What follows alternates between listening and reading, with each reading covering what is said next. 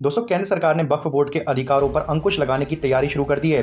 केंद्र सरकार जल्द ही वक्फ बोर्ड अधिनियम में संशोधन से जुड़ा हुआ एक बिल संसद में पेश कर सकती है।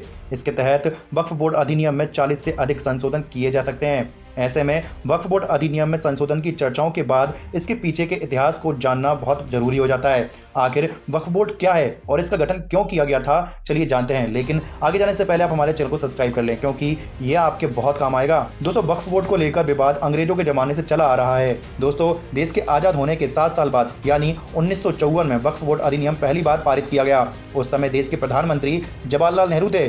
उनकी सरकार वक्फ बोर्ड अधिनियम लेकर आई, लेकिन बाद में इसे निरस्त कर दिया गया। इसके 1 साल बाद ही 1955 में नया वक्फ बोर्ड अधिनियम लाया गया। इसमें वक्फ बोर्डों को तमाम अधिकार दिए गए। 9 साल बाद 1964 में केंद्रीय वक्फ बोर्ड परिषद का गठन किया गया, जो अल्पसंख्यक मंत्रालय के अधीन था। इसका काम वक्फ बोर्ड से संबंधित कामकाज के बारे में केंद्र सरकार को सलाह देना है। दोस्तों, अब जानते हैं कि वक्फ बोर्ड होता क्या है। दरअसल वक्फ एक अरबी शब्द है, जिसका मतलब है खुदा के नाम पर अर्पित वस्तु या लोक हित के लिए दान किया गया धन। इस्लाम में वक्फ बोर्ड का तात्पर्य किसी संपत्ति जैसे पैसा, जमीन, मकान या अन्य कीमती वस्तु को धार्मिक या परोपकारी उद्देश्यों के लिए दान करने से है।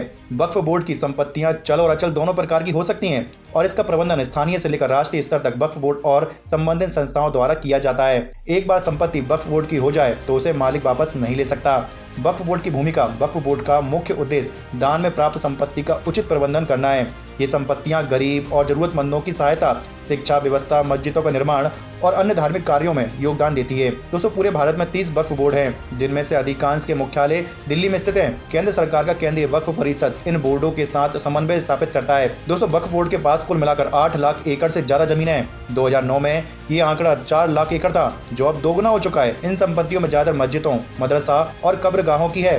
2022 तक वक्फ बोर्ड के पास कुल 8,65,644 अचल संपत्ति थी।